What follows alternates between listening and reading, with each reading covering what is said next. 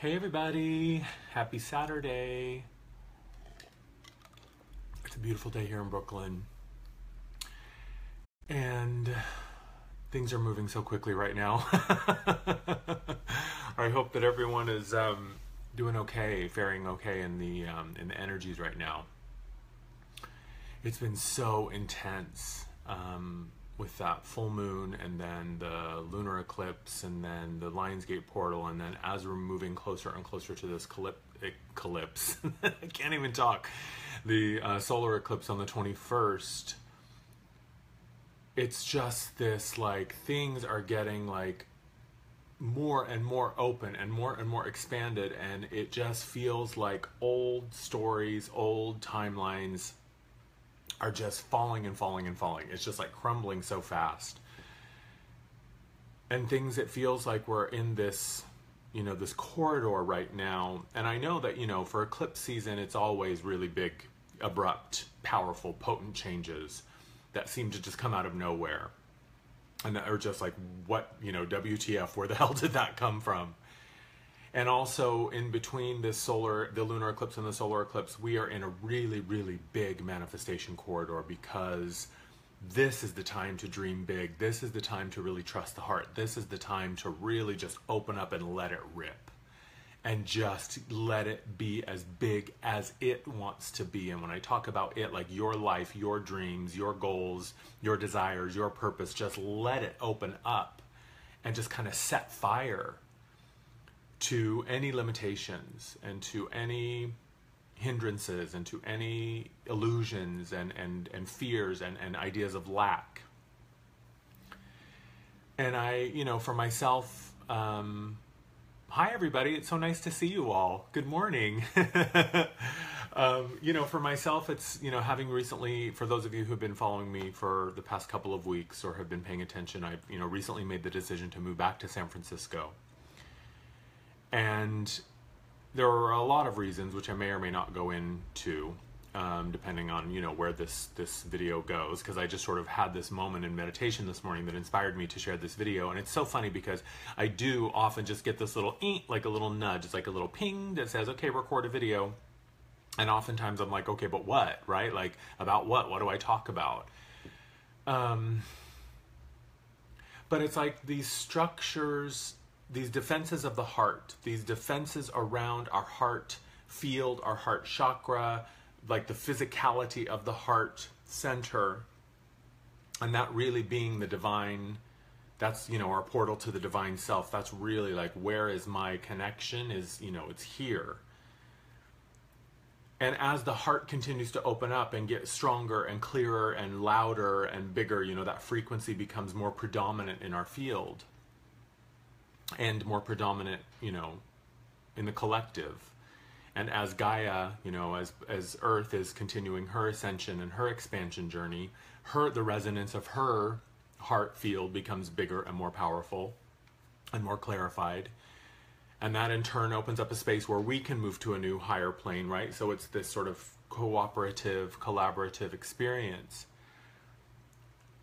But what I see right now really, really happening is this collapse of these defenses that we have built around the heart. And part of them were built around the heart because out of necessity, right? We have been, up until really the past several decades, we've been mired in this density and this lower frequency. And so the heart really was sort of held back a little bit. And there were structures, and I see this happening in my energy sessions and in the energy work, that we oftentimes come into an incarnation with protective sort of, structures around the heart, just to keep it from kind of blowing the lid off and, frying our circuits.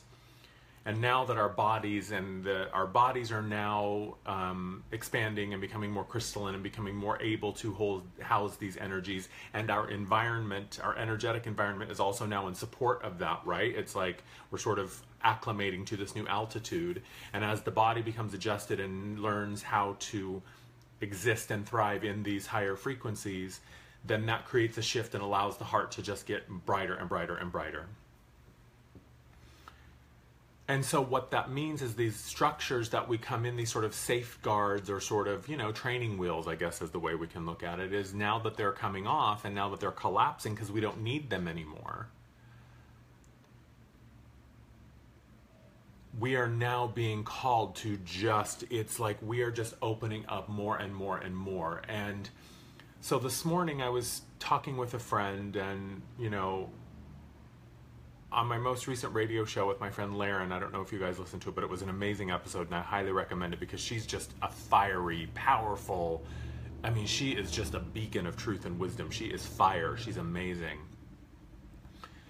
But we were talking about, this idea of following the heart and listening to the soul and living in service of that. It's not always practical from the mind's perspective. It's not always convenient. It's never, it's not always comfortable.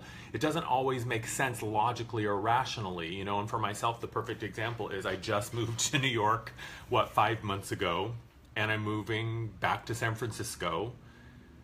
And the mind is trying to justify it and come up with all sorts of reasons and trying to spin it and make a story around it. But the truth is that I'm just following what my heart and my soul are sort of nudging me to do. And, as we're in this corridor right now, timelines are collapsing like crazy.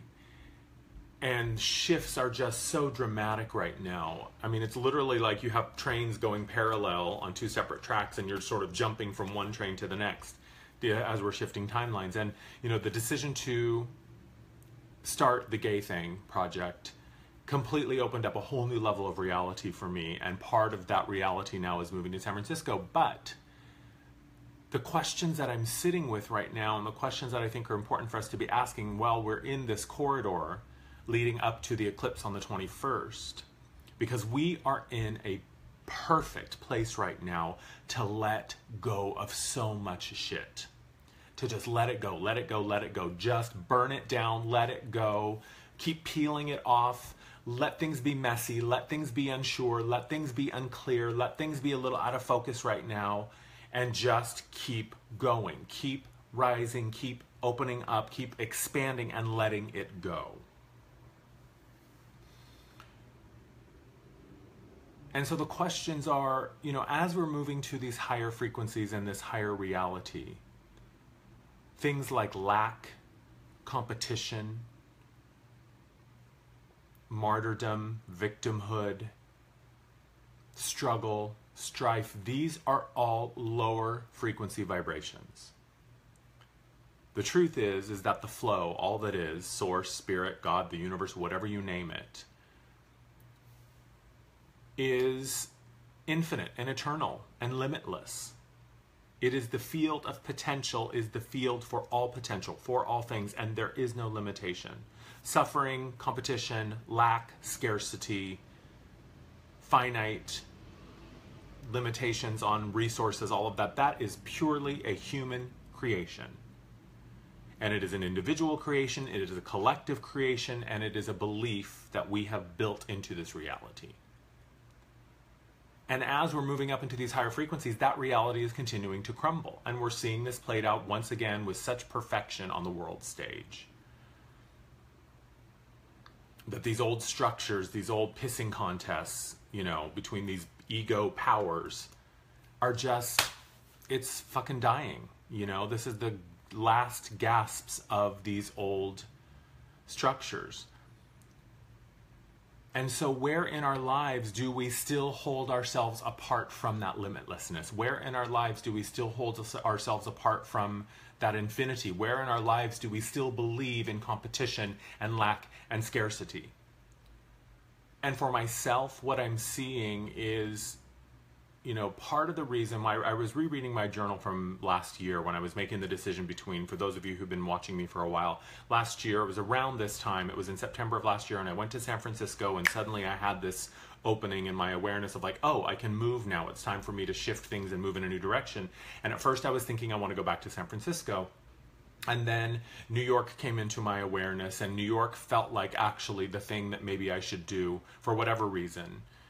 And there were a lot of reasons. And so I ended up going back to New York. But it's one of the things that I had written in my journal was sort of a pro and con of each city. And the one that stood out the clearest to me was moving to New York felt like making my career and my practice and my work a priority. And moving to San Francisco felt like making my personal relationships and my friendships and sort of, these heart-based things a priority. And I don't know what was going on in my mind, but at the time it felt like, no, I need to serve my purpose and I need to go to New York and I need to make my life all about work.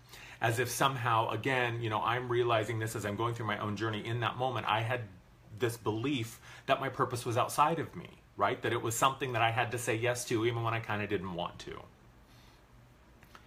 Or that, yeah, I really want to go to San Francisco, but my purpose is calling me to New York, so there's this thing outside of me dictating to me what I must do. That was part of it. There were also reasons why coming back to New York was a good choice. But the point is what I've realized now is I don't have to choose. We don't have to choose between a life that fulfills our practical needs, a life that fulfills the requirement of I gotta pay the bills and I gotta put food on the table and I gotta keep a roof over my head and I gotta take care of myself and my family and those who I love and who depend on me. Or have this life that feels fulfilling and joyful and exciting and wonderful. The two are not separate, and that is what we are moving towards. And what I'm realizing now is what I have been given, part of what I've been given as I've been living in New York for these past 5 months, is a glimpse into the timeline of, Andrew, this is what it will look like if you put your career at the top of your priority list above all else. Because the thing that I don't have in New York is all of the friends, the people that are really close to me in my heart and, outside of my biological family, all of my really, really close friends, my tribe, my crew, my squad, they're all on the West Coast. They're in LA and San Francisco and Seattle. And I still had this idea in my mind that somehow I had to separate the two. And now I see that that is not true and that I can step forward and say, no, my purpose in this life, first and foremost, is to live a life that is joyful, that is authentic, that is true, and to honor the human need for those heart-based connections and relationships. The, ability to get on the phone and be like, hey, let's go have lunch, let's go have coffee. I don't really have that here. I've got a small handful of friends in New York, but it's just not here for me. And that's okay. But allowing myself to trust what my heart is nudging me to do and my soul is speaking to me, even when it feels totally impractical and ridiculous. And so the other thing that I am seeing with these energies right now, as our heart continues to expand and knock down these walls and these barriers, is where do we hold ourselves apart from just trusting our experience? Where do we hold ourselves apart from just the joy that is present and that is there in these relationships that aren't always perfect, and sometimes they're messy, and sometimes, it's like I think that we have so often sort of put our spiritual experience up on this pedestal with this idea that it must be free from conflict, it must be free from insecurity, it must be free from fear, it must be free from, sort of these messy human experiences, but that's part of it. And I was texting with a friend this morning, my friend Ryan, who we're collaborating on the gay thing. And the gay thing is really starting to take off. Like, we're working with our producer, we're getting all the stuff in place, we're working on the website, the social media, we've got a friend who's working on the logo for us, and it's going to be major, which is also one of the reasons that I'm going back to San Francisco, because that's where Ryan is, and it makes sense for us to be in the same city, because we want to do live events and workshops and retreats. And what I realized is, as this project, for me, this is the thing, as this big collaborative project, because for me, it's been the Andrew show. For the past 5 years, it's been me and me solo. And I've had a few people come in to support me, but for the most part, it's been I call the shots, I come up with the content, I come up with the idea, I do the thing, and that's it. But moving into this collaboration where now I have a partner in Ryan, and we have a partner in our producer, Marcy, it is requiring me to really look at within me this story that I have held. This idea that being the lone wolf or being the solo act is sort of the path that I need to tread. And that's part of what happened with me going to New York too, is this idea that, well, personal relationships are nice, but I need to serve my purpose, and my purpose serves me, requires me to sort of be this savior, this sort of martyr idea that, relationships and love and joy and companionship and all of that, they're for somebody else, or collaboration. For me, what I'm seeing is there's still this idea within me that trusting people is dangerous. Because they're going to let me down, and they're going to reject me, and they're going to disappoint me, and I need to control, and I need to have a death grip on every single thing. Because stepping forward in trust of my experience, stepping forward and letting the people who love me show up for me, letting the life that I have been so diligently building and creating, letting it show up for me, and trusting when things are good, that doesn't necessarily mean that things are going to get shitty on the other side of it, right? It's like, how often do we wait for the other shoe to drop? And I realized that this morning. I was texting with Ryan, and he was saying, how did you feel yesterday with our meeting with Marcy? And I said, I was nervous. Because really what this requires me is to trust the people that I'm collaborating with, that they know what they're doing, and that I don't have to be the one with all the answers anymore. I had created this, what I realized is there was this story within me that was saying, if you have all the answers, if you're the savior, if you're always the smartest one in the room, then you don't ever have to be seen as vulnerable, and you don't have to show your weakness, and you don't have, one little Achilles heel. Like, you can just be this, flawless without weakness, no sort of soft spot, which is so messed up. And it also requires me, if I'm the one that shows up with all the answers, and I'm the one that's projecting myself as the savior in a relationship, that script also requires me to carry the emotional burden for everybody. And Ryan said, he texted back, he was like, yeah, and it also, the people that are there for you, it doesn't give them the opportunity to comfort you. It doesn't give them the opportunity to reassure you. And I just had this light bulb moment of, fuck that, man. I don't want to be in that story anymore. Because that story requires me to carry the emotional burden for everybody. And then it doesn't allow me to have an honest expression. When do I get to be nervous? When do I get to be anxious? When do I get to be unsure? When do I get to be the one that shows up and says, I need you? And when do I get to be the one that shows up in my relationships and allows myself to be loved and supported? And that is big. Trust in this way and on this level is so massive, because it is raw, and it is vulnerable, and it is unflinchingly real. To say that I don't have all the answers, and I may fuck this up, and I may trip and fall, and we may trip and fall together. We may both find ourselves in the dirt, but that's okay. This isn't about having the answers. This isn't about getting it right. This isn't about being a shining, perfect example that is projected from some sort of level of expectation that I don't even know. This is about being real. This is about being honest. This is about being vulnerable. This is about being raw. This is about being so blown wide open to our experience that we are willing to say yes to just about anything. That we can say, I don't know. And to trust. Trust what we have brought to ourselves. Trust what has been given to us. Trust what is on the way. Trust what is knocking at the door that's saying, hey, I'm here to help you. I'm here to serve you. I'm exactly what you've been asking for, but you gotta fucking trust me. And I'm also working, I've been talking about this for a while, working on these courses with this guy in LA. And it's an amazing thing that we're doing together. But again, it's like this massive level of trust, of believing that the vision that I have doesn't mean that nobody else can have a vision too, right? Collaboration and showing up at the table and saying, this is the vision I have. And then the other person saying, well, this is the vision I have. And trusting that our two visions can find a way to co-create and collaborate together and be part of a much bigger, larger picture that's even more spectacular than anything I could do on my own. But these courses are now becoming very, very real. We're ending the development phase. We've got the content pretty much locked down, and now we're going to be moving into the production phase.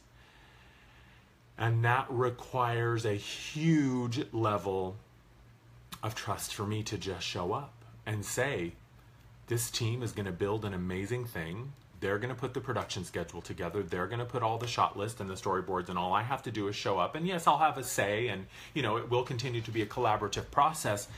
But if I'm the only one who gets to decide, if I'm the only one who gets to call the shots, if I'm the only one who's got a say in it, that's a really empty life. That's like living in a fucking echo chamber.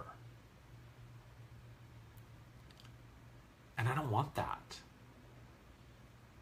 And I also see how this has also held me back from a lot of other projects that have been calling me forward. And it's just about stepping out into our lives and allowing ourselves to be seen as we are. And if that also means that we don't have the answers and we don't know how it's going to work out, that's okay. It's not our job. I don't need to be the one with the answers all the time. I don't need to be the one. And it's funny because on the same token, on the other side of that coin, I've been saying, I want collaborators, I want partners, I want people I can work with. Well, okay, and they're here. But in order to really work with them, I have to be able to open myself up and say, I don't know. I don't have the answer. I don't know what to do. I'm afraid. I'm going to fail. I don't know. I'm nervous. I'm anxious. And that's okay. So trusting our experience, trusting what has come to us, trusting what we are building, trusting the visions that are coming to us in this corridor between the eclipses, trusting that and saying yes to it, even when we don't know how it's going to manifest. And remembering that our purpose is not something that is outside of us. Now, it is bigger. My purpose is bigger than I am. As sort of a singular individual. This isn't just about what I need or want.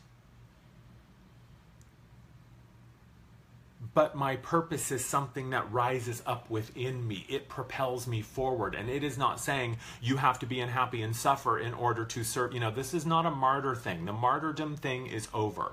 The martyr stories are complete. And where in our lives do we oftentimes keep them active and keep them, in our awareness in order to avoid being really real and being raw. And showing up and saying, you guys, I need love. I need support. I need reassurance. I don't have the answers, and I'm nervous. And it scares me to let go and to allow myself to be held by these relationships that I have cultivated. And allow people to do the same for me that I have done for them.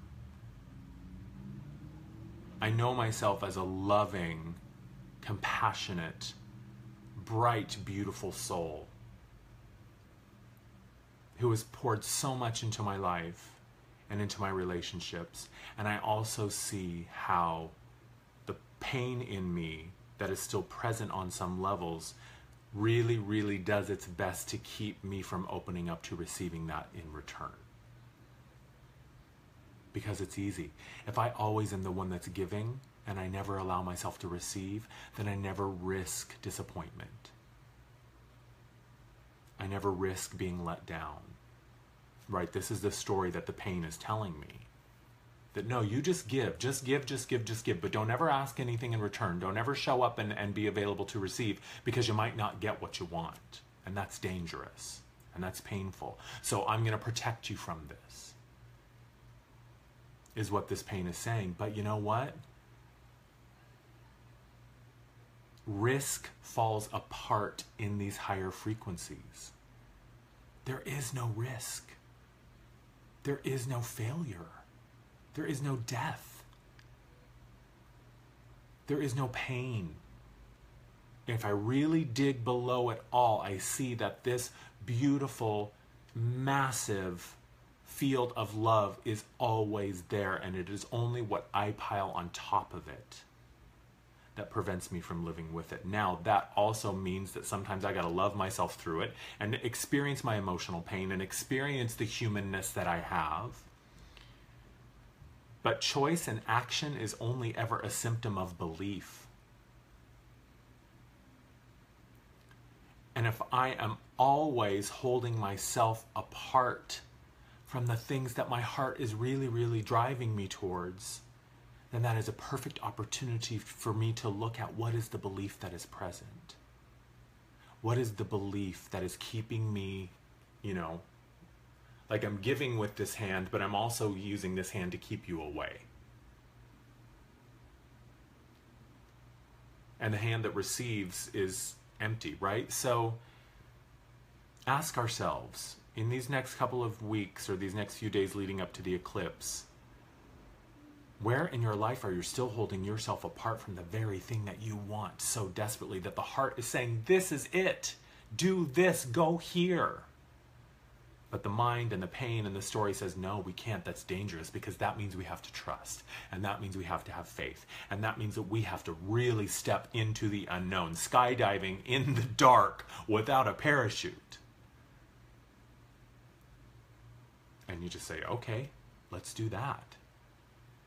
And allowing myself to be received by the grace of my life and the grace of the infinite spark that is always holding me, because that's what I am. I am the field that holds it all. I am the one being held within the field, and I am the one that holds the field within. And when I see myself containing the very things that I am held by, then I begin to see, yes, Jack, total eclipse of the heart. I love it. When I allow myself to be held by the thing that I am and see that I also hold that within me, I begin to see that my human self is just a thin, thin, thin shell, right? It's just the finest, most delicate shell that's like a whisper of a barrier between what I am and what I'm held by, because it's all the same thing. It's like a bucket of water floating, a bucket of seawater floating in the sea. There's no difference. That bucket moves as the ocean moves. That bucket contains the same thing that it is held by. The only thing is that thin little layer of, plastic or metal or whatever it is that is in the water, and that's just a freaking illusion.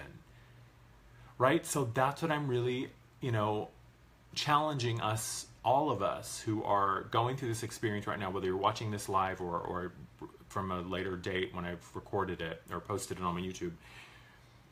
Ask yourself, where can I get raw? Where can I get vulnerable? Where can I really move into that defense and that pain and that story and challenge it and say, all right, boo, what's going on here?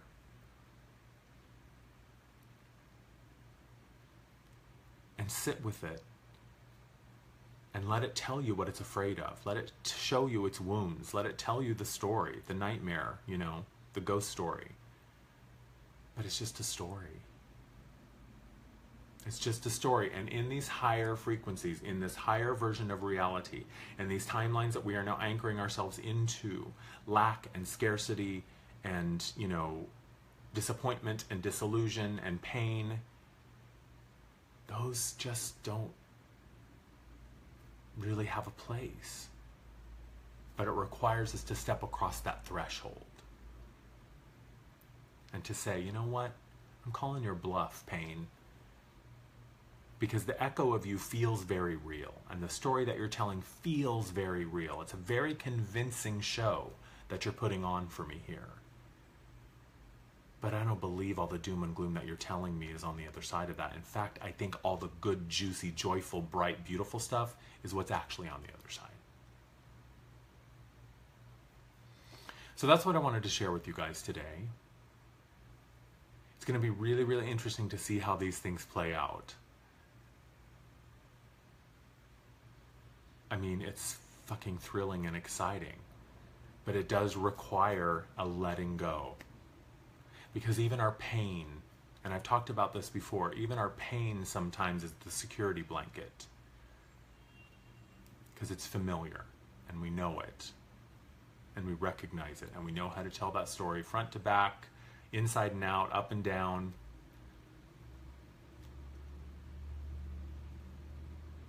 But on the other side of that, and on the other side of letting go of that, is something far greater, which is a life without that pain. Because I can't be hanging on to that security blanket and still not, and have it not be a part of my field.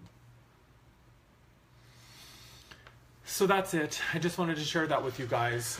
Keep your eyes peeled. If you're not signed up for my newsletter, I'm going to be doing another, for those of you that were on the Lionsgate portal activation, I'm going to make these portal activations a regular thing. And so I've got another one coming up on the 21st for the Eclipse. So we're going to be doing an hour of energy work. And it's limited to 300 spots. That's where I'm capping it. So I'm going to give first dibs to my newsletter subscribers, because the last time the Lionsgate portal activation filled up and it sold out in like a matter of hours. And so a lot of the people who were on my newsletter, by the time they got the newsletter and opened it, they were like, it's already sold out. So I'm going to give first dibs to my newsletter subscribers for the 300 spots. So sign up there, go to andrewmartin.energy, click on the subscribe tab, and you'll see the little field to enter your name and address, your name and email. And then I'm going to be in LA on September 22nd at House of Intuition, so keep your eyes open for that. I don't think I'm on their calendar yet, but I will be. I'm going to be doing a autumn equinox thing there, energy circle. And I'm going to be in San Francisco soon. I'm leaving New York literally in 2 weeks. So I'm going to be taking most of next week off to just pack and get things organized, and then I'm flying out and be staying with family in between. But my goal is to land in San Francisco by October 1st. Keep your eyes open for the gay thing. Oh, if you have any amazing housing opportunities in San Francisco, shoot me a message. And that's it. Thank you guys for watching. So August, also the August soul expansion calls, there's still room there if you want to sign up. Go to my website and click on the events tab, and you'll see the sign up for that, the liberation timeline. And that's really where we are, man. This liberation timeline is so powerful and so exciting, but it is really requiring some deep surrender. So just trust it as best you can and let it go. I love you guys. Thank you so much for watching. Have a fabulous weekend, and I'll see you tomorrow for the soul expansion call. Mwah.